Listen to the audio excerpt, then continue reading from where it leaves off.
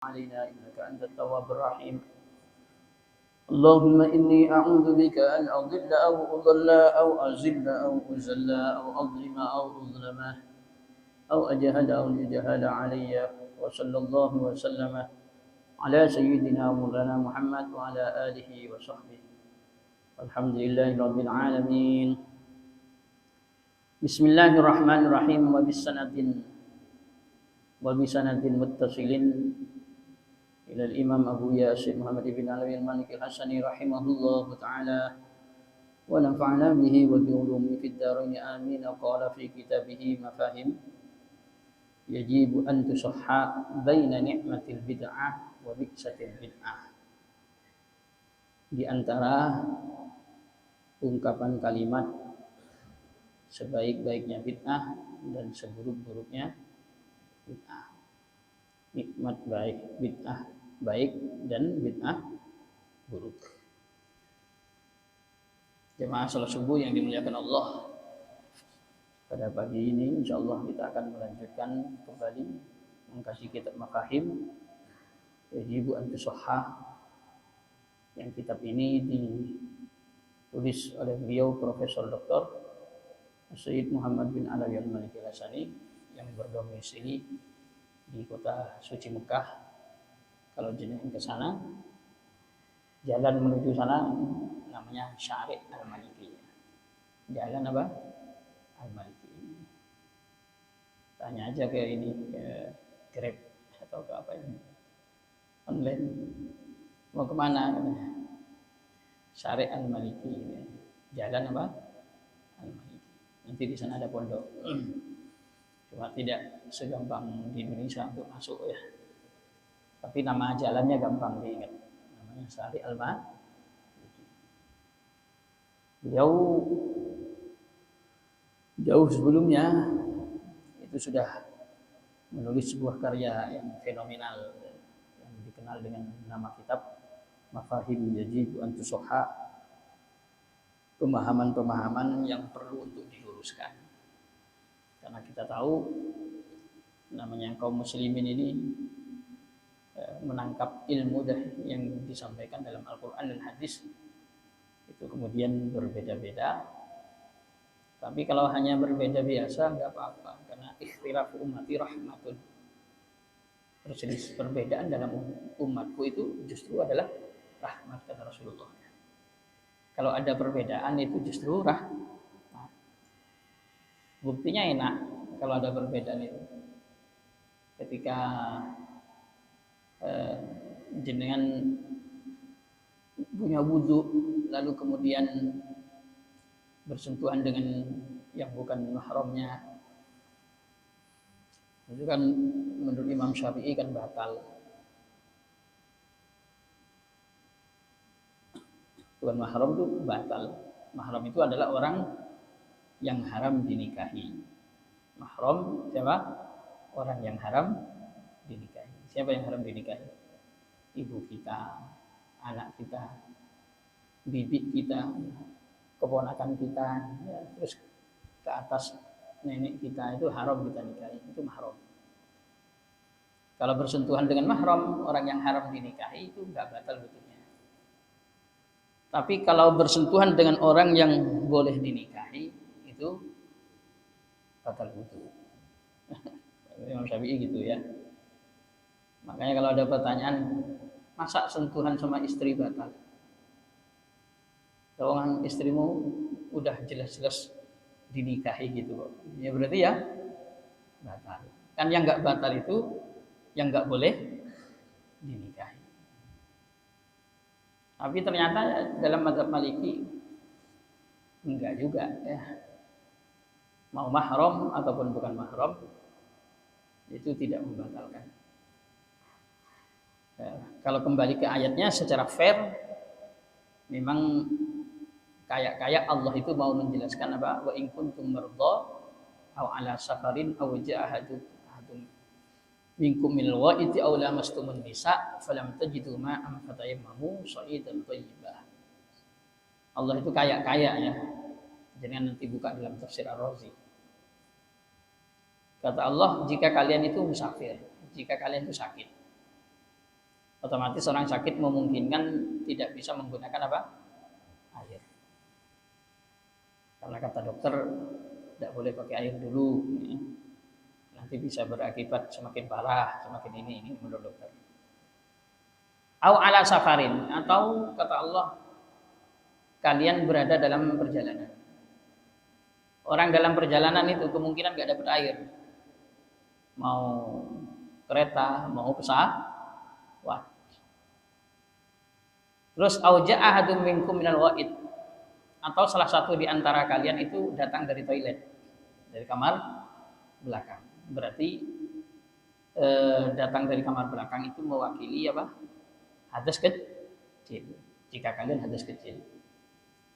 Aula mastumun nisa, atau kalian saling bersentuhan laki-laki dan perempuan. Lamasa itu ikut wazan fa'ala yang faedahnya lil musyarakah. Berarti ini mewakili apa? Atau kalian itu hadas besar.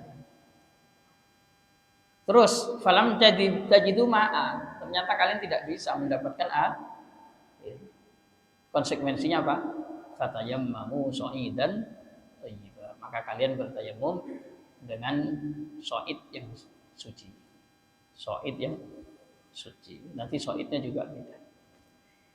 Akhirnya menjadi perbedaan di kalangan para ulama, tapi enak buktinya ketika kondisi tertentu kita kemudian mau bertayamum ternyata nggak ada debu, kita ikut pemahaman sha'id itu yang bermakna bukan debu.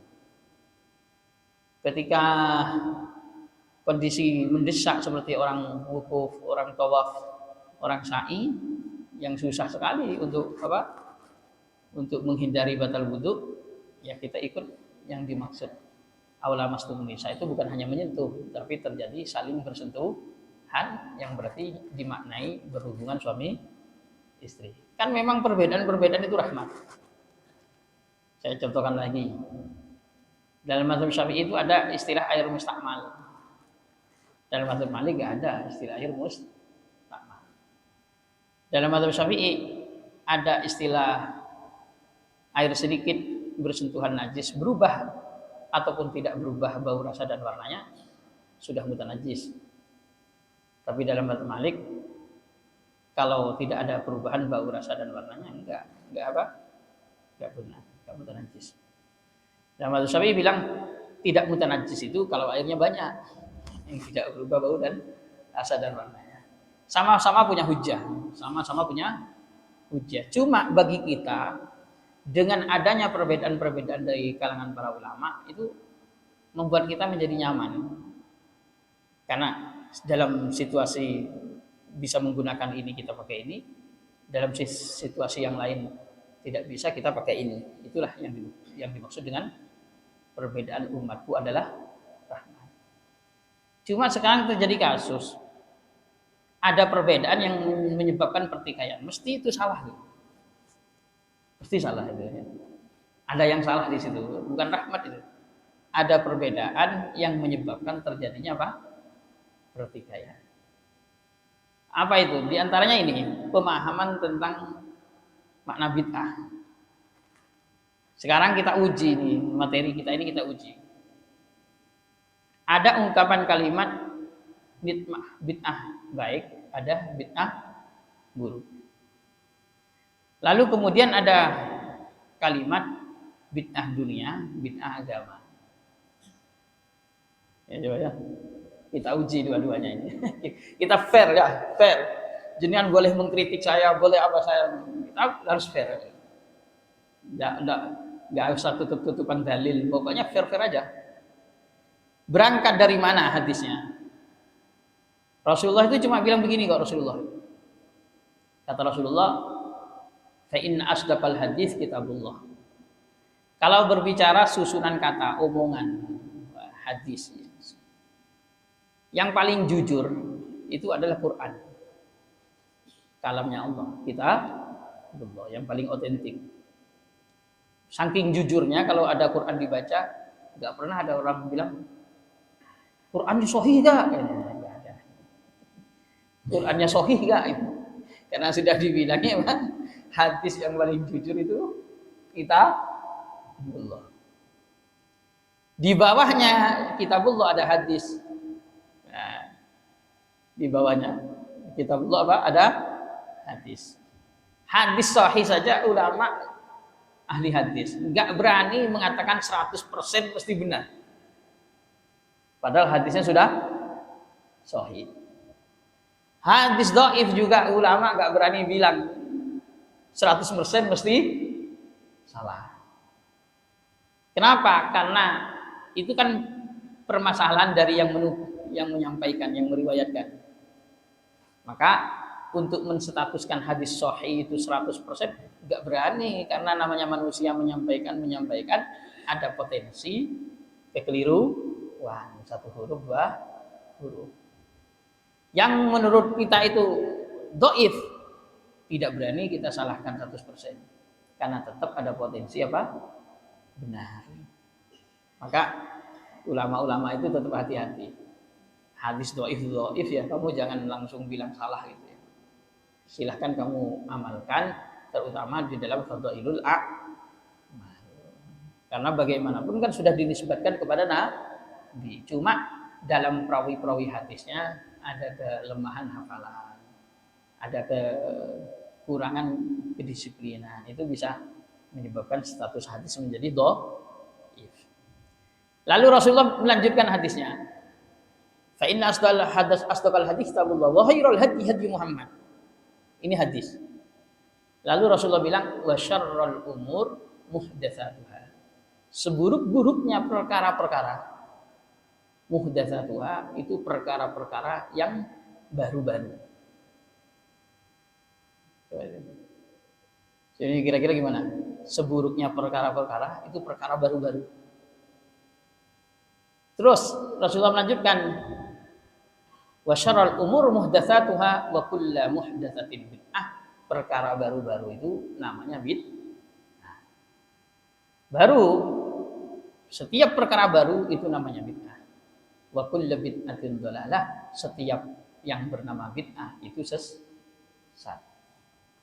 Sekarang jenengan uji kalimatnya dari sisi kalimat dulu. Setiap perkara yang apa? Fa inna asdaqal hadits kitabullah khairul huda Muhammad wa syarrul umur muhdatsatuha. Seburuk-buruknya perkara-perkara itu perkara-perkara baru. Betul enggak? Kira-kira perkara baru-baru itu buruk semua. Satu kalimat. Yang nomor dua, yang namanya baru kata Rasulullah, kullu pakai kul Rasulullah. Semua perkara baru itu namanya bid'ah. Berarti kita mengatakan oke, setuju ya. Ini Rasulullah dulu ya. Rasulullah bilang perkara-perkara baru itu buruk. Seburuk-buruknya perkara baru ya. Semua perkara baru bid'ah. Semua bid'ah sesat. Sekarang jenengan mau membagi yang mana? Atau tidak mau dibagi? Yang satu, wah nggak perlu dibagi. Akhirnya ulama ahlu sunnah wal jamaah yang diprakarsai oleh Imam Syafi'i sendiri mengatakan kita setuju bahwasannya semua bid'ah itu sesat, setuju. Tetapi lihat bahasa awalnya, perkara-perkara baru itu buruk. Setiap perkara baru namanya bid'ah. Setiap bid'ah itu apa? Sesat. Kata Imam Syafi'i, tengok dulu. Jadi beliau masih melihat, merinci. Kenapa? Karena kalau menyebut semua perkara baru buruk, itu kalimatnya masih umum. Menyebut perkara baru itu bid'ah, itu juga benar ya. Namanya perkara baru ya mesti bid'ah. Karena sesuatu yang tidak dimunculkan sebelumnya itu namanya bid'ah. Cuma setiap bid'ah itu sesat, itu dikoreksi. Maksudnya dibagi. Hanya Imam Syafi'i bilang gini, perkara baru buruk, kita selektif. Dari perkara baru, seburuk-buruknya perkara itu perkara baru. Oke. Berarti ada yang enggak buruk. Apa seburuk-buruknya perkara itu? perkara baru. Kita kan paham bahwasanya tidak semua kemudian perkara baru itu buruk semua. Tapi penamaan perkara baru itu bid'ah, ya kita setuju. Tapi ketika mau disebut bid'ah itu sesat, ya dibagi dulu bid'ah yang dimaksud yang seperti apa. Nah, disinilah pembagian ini ada yang nggak setuju. Rasulullah udah jelas-jelas mengatakan semua bid'ah itu sesat. Kok ada yang berani mengatakan, Imam Syafi'i ini berani mengatakan apa? Tidak semua bid'ah itu sesat. Rasulullah udah jelas mengatakan bid'ah itu sesat. Cuman uniknya orang yang komentar seperti ini, dia tetap menggarisbawahi sabda Rasulullah. Dan Rasulullah bilang begini, setiap perkara baru itu bid'ah. Tahu-tahu dia bilang apa? Setiap perkara baru itu bid'ah. Karena takut disebut setiap bid'ah itu sesat, maka dia menggarisbawahi yang di setiap perkara baru. Setiap perkara baru itu bid'ah. Tapi lihat dulu perkara baru apa. Kalau perkara baru urusan dunia, tidak apa-apa. Kalau perkara baru urusan akhirat baru bid'ah sesat. Loh kan kacau juga itu, sama itu ya. Yang satunya menggarisbawahi di setiap bid'ah sesat, yang satunya menggarisbawahi di setiap perkara baru. Kenapa? Karena dia nggak berani kalau setiap perkara baru, baik dunia ataupun agama itu sesat, wah kacau semua kita nanti. Makanya dia nggak berani, tetap harus menggarisbawahi dalam setiap perkara barunya. Kalau kita ahlu sunnah wal jamaah, yang digarisbawahi apa? Setiap bid'ahnya. Jadi yang katanya, ini Rasulullah sudah jelas-jelas mengatakan setiap bid'ah sesat, kok masih bilang setiap bid'ah ada yang nggak sesat? Kan sama saja kamu. Kamu bilang setiap perkara baru itu bid'ah, kamu masih bilang ya, yang bid'ah itu kalau agama, kalau dunia itu tidak. Oke ya, sekarang Jinan boleh kritik ini. Kalimat ini boleh dikritik. Kira-kira kita uji mana yang lebih tepat, yang lebih cocok. Anggap handphone ini perkara baru, betul enggak? Handphone ini perkara baru. Kemudian karya kitab ini perkara baru juga. Karya kitab ini perkara baru. Sekarang kita uji dulu. Ini dunia apa itu dunia? Kira-kira. Kitab ini dunia, handphone itu dunia juga. Kan ini sama-sama baru nih. HP baru, kitab apa? Baru. Di zaman Nabi mana ada orang bikin apa? Karya seperti ini. Hadis saja itu waktu itu awal-awalnya masih dilarang untuk ditulis. Apalagi penulisan karya-karya seperti hadis itu awalnya sama Rasulullah nggak boleh ditulis. Kenapa? Karena khawatir rancau nanti untuk membedakan mana hadis, mana Quran. Itu baru hadis itu. Nah, sekarang kita uji. Misalnya ini kita sebut perkara baru yang dimaksud ini akhirat, karena di dalamnya ada kalamullah, di dalamnya ada ilmu agama, di dalamnya ada macam-macam. Yang itu dunia, yang ini akhirat. Apakah yang itu tidak bid'ah? Kalau yang ini bid'ah, ketiga akhirnya ini nggak boleh berkembang. Tapi kalau itu boleh di model-model terus berkembang, atau ini tetap juga boleh berkembang, itu juga boleh berkembang.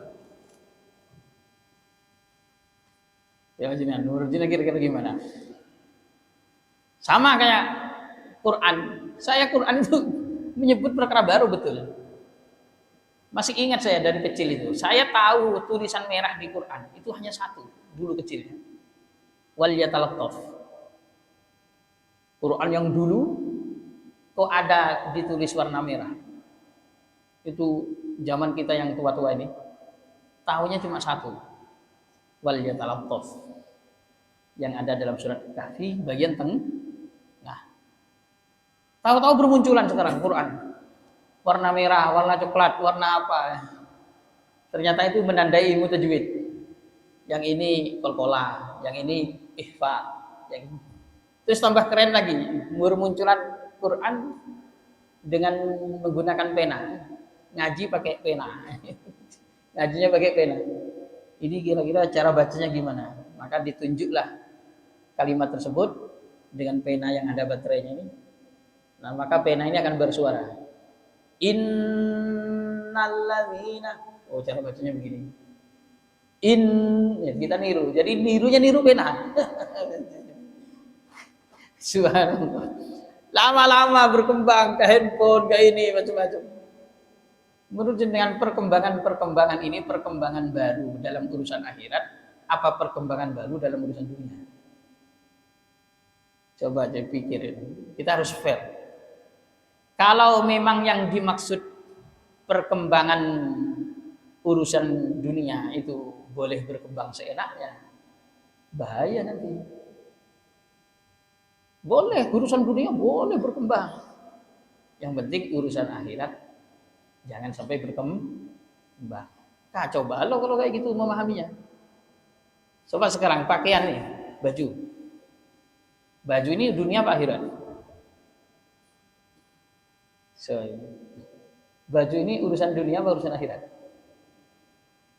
Urusan dunia apa urusan agama? Kalau orang bilang baju itu urusan dunia, berarti baju boleh berkembang seenaknya. Mau bentuknya longgar, bentuknya sempit, mau bentuknya apa? Panjang, pendek, macam-macam lah. Cingkrang, apalagi. Boleh nggak berkembang seenaknya? Ya nggak bisa. Kenapa kok nggak bisa? Karena kita akan menilai apapun perkara baru, kalau kemudian itu mengandung unsur kesesatan, itu di stop. Tapi perkara baru, kalau di situ ada unsur kebaikan, maka dikembangkan, diperbolehkan. Maka Sayyidina Umar ketika terjadi pembukuan Quran itu di masanya Rasulullah SAW tidak ada pembukuan Quran. Di masanya Sayyidina Abu Bakar As-Siddiq atas inisiatif dari Sayyidina Umar ada pembukuan apa?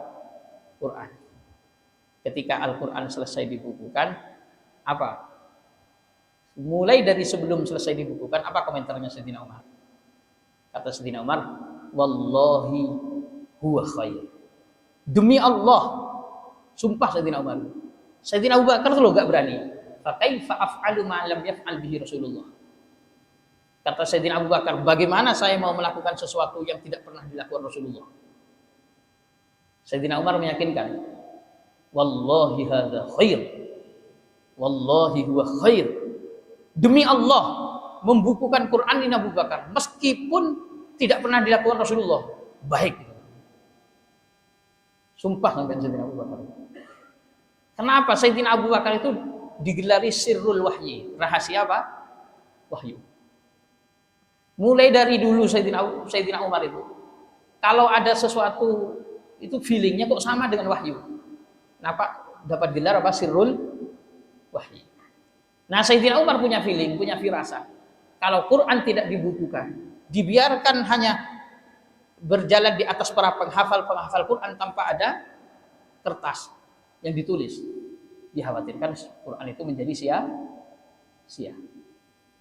Maka Sayyidina Umar minta kepada Sayyidina Abu Bakar, ketika terjadi maklokah yamamah 70 penghafal Quran itu meninggal, di Bi'ru Ma'unah 70 penghafal Quran juga meninggal. Wah, kalau begini caranya habislah ini Quran nanti. Kalau penghafal Quran meninggal lagi waktu perang, ini Quran harus dibukukan. Tapi berani nggak Sayyidina Abu Bakar? Nggak berani. Alasannya apa? Nggak pernah dilakukan oleh Nabi. Tapi Sayyidina Umar memberanikan diri dengan mengatakan, wallahi huwa khair. Demi Allah, membukukan Quran ini baik, demi Allah. Akhirnya dibukukan. Ya, sama. Ya, tapi semua nanti akan punya jawaban. Dan alhamdulillah saya sudah mempelajari. Yang sana mengkanter kalimat ini dengan apa itu, insya Allah sudah saya pelajari. Nanti mereka menjawabnya gini, soalnya di zaman Nabi itu belum dibutuhkan untuk membukukan Quran. Sementara di masanya Sayyidina Umar itu sudah dibutuhkan. Sudah dibutuhkan. Jadi di zaman Nabi tidak dibutuhkan, tapi di masanya Sayyidina Abu Bakar dan Umar sudah dibutuhkan. Karena sudah dibutuhkan, ya berarti boleh untuk dilakukan meskipun tidak dilakukan oleh Nabi. Akhirnya menggunakan bahasa nama itu bukan bid'ah itu, tapi maslahatul mursalah, demi kepentingan. Jadi bahasanya apa? Demi kemaslahatan. Tapi bukan bahasa bid'ah, tapi apa? Demi kemaslahatan. Kan namanya seenaknya. Rasulullah enggak pakai mana ada istilah maslahatul mursalah.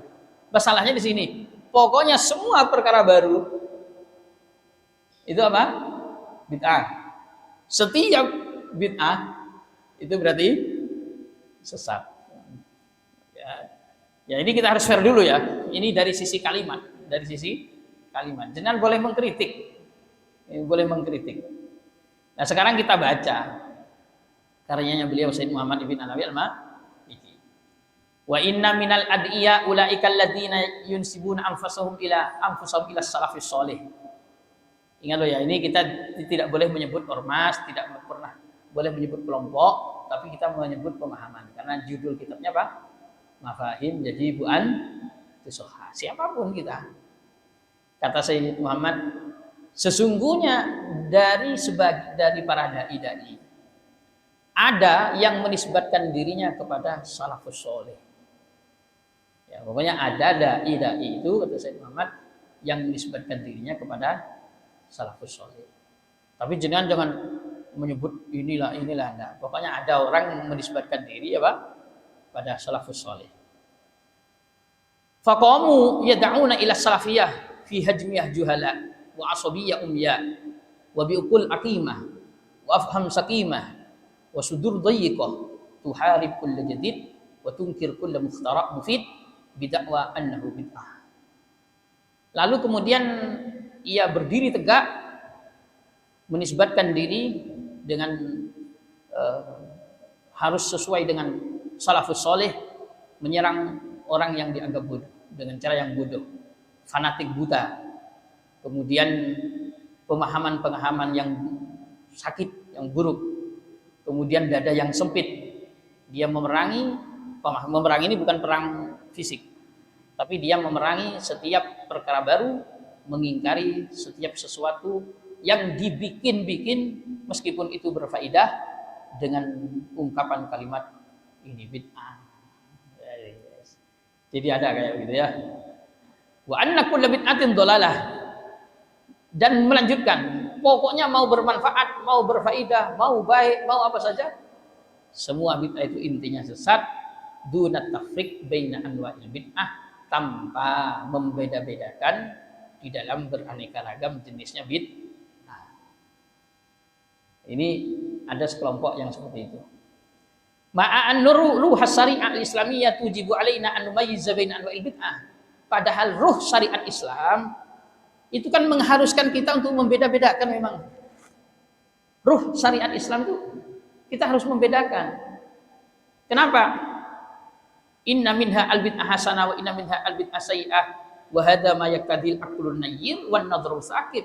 Justru dengan memilah-milah bid'ah itu ada bid'ah hasanah, ada bid'ah sayyi'ah, ini adalah pemahaman yang muncul dari akal yang terang benderang dan kemudian pandangan yang tajam.